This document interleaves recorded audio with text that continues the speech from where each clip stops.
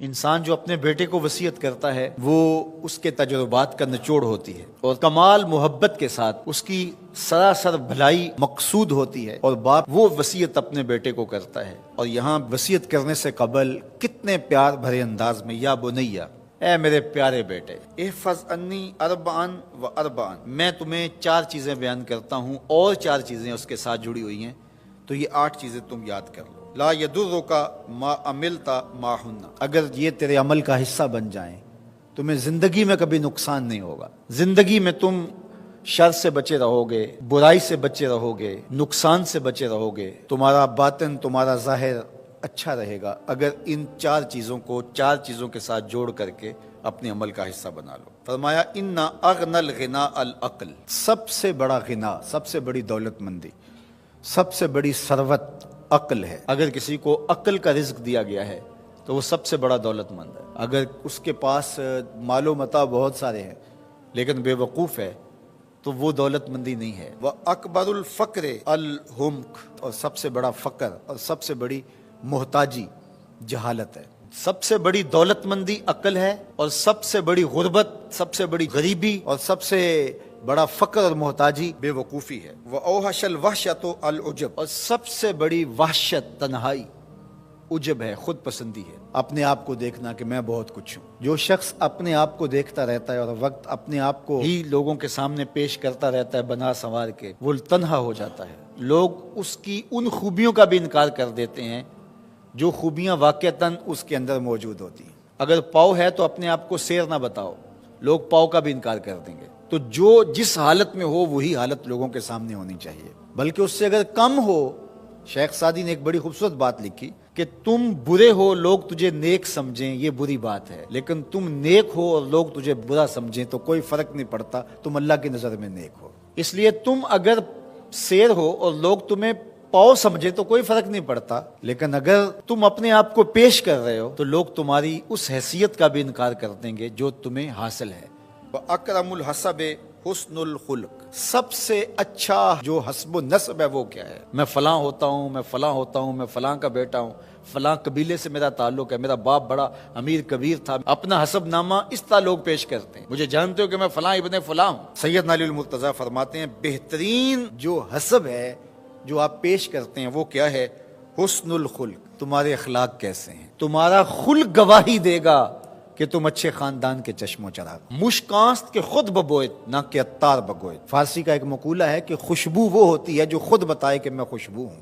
خوشبو بیچنے والا بتاتا پھرے ذرا سونگ کے دیکھیے یہ بڑی اچھی خوشبو ہے، ذرا سونگیے، کہا یہ بتانے کی ضرورت نہیں۔ حضرت علی المرتضیٰ فرماتے ہیں تمہارے خلق کی خوشبو سے لوگ سمجھ جائیں گے یہ کون ہے، تمہارے اخلاق اتنے اچھے ہوں کہ لوگ پہچان جائیں تم کون ہے۔ تو بہترین حسب و نسب کیا ہے؟ اپنے بیٹے حضرت امام حسن رضی اللہ تعالیٰ عنہ کو بتا رہے ہیں، مجھے بتائیے امام حسن سے بہتر نسب اور حسب کس کا ہو سکتا ہے؟ رسول اللہ کی بیٹی کے بیٹے ہیں، امام الاولیاء کے فرزند ہیں، رسول اللہ کے نواسے ہیں، بنو ہاشم کے چشم و چراغ ہیں۔ تو انہیں یہ نہیں کہا کہ تم یہ بتاتے پھرنا، بلکہ کہا کہ تمہارا خلق گواہی دے کہ میں محمد کا نواسا ہوں، تمہارے اخلاق گواہی دیں کہ میں نے فاطمہ کا دودھ پیا ہے، تمہارا کردار گواہی دے، تمہاری شجاعت گواہی دے کہ تم علی کے فرزند ارجمند ہو۔ اللہ اکبر۔ پھر حضرت علی المرتضیٰ رضی اللہ تعالیٰ عنہ ان چیزوں کو بیان کرنے کے بعد فرماتے ہیں یا بنیا، اے میرے بیٹے، ایاک والمصادقہ الاحمق، بے وقوف شخص کی دوستی سے ہمیشہ بچنا۔ فإنہ یرید ان ینفعک فیضرک،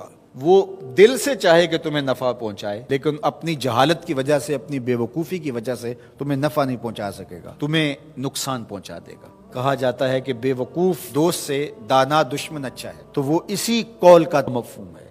آپ نے اپنے بیٹے حسن کو یہ نصیحت کی، یہ نصیحت پلے باندھنے، اور کبھی بھی جاہل اور بے وقوف سے دوستی نہ رکھیں، اس سے رویہ اچھا رکھیں، سلوک اچھا کریں، اس کے لیے خیر کا ذریعہ بنیں آپ۔ یہ مطلب نہیں کہ بے وقوف کو آپ سلام بھی نہ کریں، لیکن دوستی اعتماد آپ اس پہ نہیں کر سکتے۔ وَإِيَّاكَ وَمُصَادِقَةَ الْبَخِيلِ، اور بخیل سے کبھی بھی دوستی نہ لگانا۔ فَإِنَّهُ يَبْعُدُ عَنْكَ أَحْوَجَ مَا تَكُونُ إِلَيْهِ، اس لیے کہ جب تجھے انتہائی ضرورت کا وقت آئے گا تو وہ تجھ سے دور ہٹ جائے گا، اور تو اس پہ توقع لگائے ہوئے ہوگا کہ میرا دوست ہے اور اوکھے ویلے میرے کام آئے گا، لیکن اوکھے ویلے وہ کام نہیں آئے گا۔ تو بخیل سے دوستی کا رب نہیں رکھنا۔ وَإِيَّاكَ وَمُصَادَقَةَ الْفَاجِرِ، بدکار شخص سے کبھی دوستی نہ رکھ، برے شخص سے کبھی دوستی کا رشتہ نہ جوڑنا۔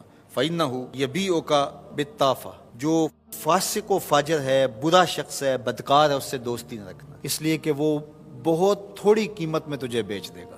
اور آخری بات، وَإِيَّاكَ وَمُصَادَقَةَ الْكَذَّابِ، جھوٹے آدمیوں سے کبھی دوست نہیں رکھنا۔ فَإِنَّهُ كَالسَّرَابِ يُقَرِّبُ عَلَيْكَ الْبَعِيدَ وَيُبْعِدُ عَلَيْكَ الْقَرِيبَ، وہ بعید کو تجھے قریب دکھائے گا، قریب کو تجھے بعید دکھائے گا۔ جو چیز قریب ہوتی ہے، جو سراب ہوتا ہے تو دور سے پانی دکھائی دیتا ہے، لیکن جب قریب جا کے دیکھتے ہیں تو سراب ہوتا ہے، پانی نہیں ہوتا۔ تو کہا وہ بھی سراب کی طرح ہوتا ہے، کذاب، جھوٹ بولنے والا، جو تجھے وہ نقشہ کھینچے گا جو ہوگا نہیں، تجھے وہ چیزیں بتائے گا جو نفس العمل میں نہیں ہوں گی، اور تو ایک مغالطے میں مارا جائے گا۔ یہ ہے حضرت سیدنا علی المرتضیٰ رضی اللہ تعالی عنہ کے وہ اقوال نور، جن کی گہرائی، گیرائی اور حکمت سے بھرے ہوئے یہ کلمات سے پھوٹتے ہوئے اجالے ہماری زندگی کو ایک اسلوب دیتے ہیں۔